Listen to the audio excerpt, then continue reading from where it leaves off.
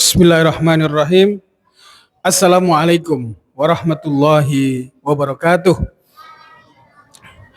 Alhamdulillahi wa kafa wassalatu wassalamu ala nabiyyina Muhammadin al-Mustafa wa ala alihi wa ashabihi ahli sidqi wal wafa. Qala Allah Ta'ala fi kitabil karim wasari'u ila maghfiratin min rabbikum wa jannatin arduhas samawati wal ard uiddat lil muttaqin. Shadaqallahul azim. Ibu bapak jamaah yang mulia, anak-anak yang kita cintai, yang kita banggakan, kita bersyukur pada Allah. Salawat dan salam semoga senantiasa tercurah kepada junjungan kita Nabi Muhammad Sallallahu Alaihi Wasallam. Di waktu-waktu kita untuk melaksanakan sholat tarawih setelah sholat isya, saya ingin menyampaikan beberapa hal yang dirahasiakan Allah dalam beberapa hal yang lain. Kata Sayyidina Umar Ibnul Khattab, Innallaha ta'ala katama sittatan fi sittatin. Sesungguhnya Allah merahasiakan 6 hal dalam 6 hal yang lain. Yang pertama, kata Sayyidina Umar, Allah merahasiakan katama ridho fi ta'ah. Allah merahasiakan keridoannya, kebahagiaannya atas apa yang dilakukan oleh umat, oleh hambanya dalam ketaatan-ketaatan yang dilakukan. Satu hari Rasulullah Shallallahu Alaihi Wasallam saat sholat subuh, selesai sholat subuh, berbalik biasa setelah sholat, berbalik melihat ke belakang. Rasulullah melihat salah seorang sahabat yang bernama Sa'ban. Sa'ban gak ikut sholat hari pertama. Hari kedua, Rasulullah setelah balik lagi setelah sholat, melihat ke belakang, Rasulullah masih melihat Sa'ban gak hadir di dalam sholat. Sampai 3 hari, karena Sa'ban tidak datang, Rasulullah kemudian meminta sahabat mencari tahu kemana Sa'ban sehingga 3 hari tidak kunjung datang dalam sholat. Inilah yang kemudian menyebabkan seorang imam diminta memang melihat ke belakang untuk melihat siapa jamaah-jamaahnya. Untuk juga mengukur nanti sholat, ayatnya jangan panjang-panjang kalau banyak anak-anak, kalau ada bapak-bapak ya. Jadi tidak boleh, bahkan ketika Rasulullah itu pernah sholat, mendengar anak menangis saja, Rasulullah kemudian memendekkan bacaan. Nah ini sholat tidak selalu harus kemudian khusyuk, dimaknai tidak mengerti kondisi keadaan yang ada di tengah-tengah atau di lingkungan itu. Nah setelah sahabat mencari tahu, menginformasikan kepada Nabi, wahai Nabi, ternyata Sa'ban sudah meninggal 3 hari yang lalu. Kemudian Nabi mengajak sahabat untuk takziah ke rumahnya yang ternyata perjalanan dari masjid Nabi ke rumah Sa'ban itu memakan waktu 3 jam perjalanan. Jadi Sa'ban sholat subuh setiap hari 3 jam sebelum waktu sholat subuh. Luar biasa sekali itu Sa'ban. Sampailah di rumah Sa'ban, kemudian Nabi tanya kepada istri Sa'ban, wahai ibu, adakah Sa'ban menyampaikan wasiat sebelum meninggal? Jawaban si ibu, ya Rasul, sebelum Sa'ban wafat, wa'fan mengigo. Mengigo itu apa ya? Sa'ban itu apa dia ya? Apa bahasa mengigo lagi itu Pak? Iya, memang mengigo ya. Ya, mengucapkan kata-kata. Ya. Apa yang disebutkan?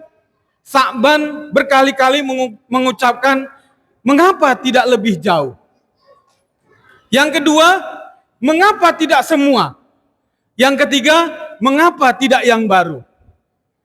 Nah, Rasulullah kemudian menjawab, wahai ibu, Allah meridhoi dari 3 ibadah, amal soleh yang dilakukan Sa'ban dari ibadah-ibadahnya yang lain. Yang pertama apa?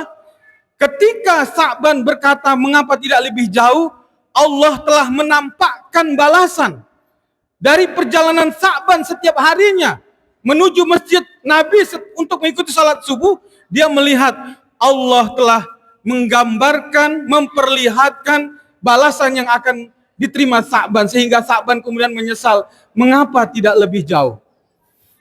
Jadi perjalanan Sa'ban ke masjid itu yang mendapatkan ridho Allah, kebahagiaan Allah, apresiasi dari Allah. Dan yang kedua, ketika Sa'ban berkata, mengapa tidak yang baru? Dalam perjalanan dari masjid, dari rumah ke masjid, Sa'ban pernah ketemu dengan orang yang kedinginan. Nah, kita tahu bagaimana dinginnya padang pasir ketika itu. Sa'ban memakai baju yang baru dan memakai baju yang lama. Nah, saat itu Sa'ban membuka baju yang lamanya, diberikan kepada yang miskin, yang kedinginan, dan memakai pakaian yang baru. Tapi Allah sudah menampakkan, walaupun yang diberikan pakaian yang lama, Allah sudah menunjukkan keridhaan Allah dengan bentuk balasan, sehingga Sa'ban menyesal. Kenapa ya waktu itu ngasihnya yang lama ya? Kenapa tidak yang baru? Kalau yang lama saja begitu pahalanya, terus bagaimana kalau aku memberikan yang baru? Nah, kurang lebih begitu. Dan yang terakhir, Sa'ban pernah perjalanan, kata Rasulullah, saat perjalanan dari rumah ke masjid, beliau bertemu dengan orang yang miskin. Saat itu dia dibawakan makanan oleh istrinya, dia bagi dua. Setengah untuk yang miskin, setengah untuk dirinya. Nah, yang setengah itu saja, Allah ridho, Allah senang, Allah beri apresiasi. Sehingga kemudian Allah menampakkan balasan dari apa yang dia lakukan itu.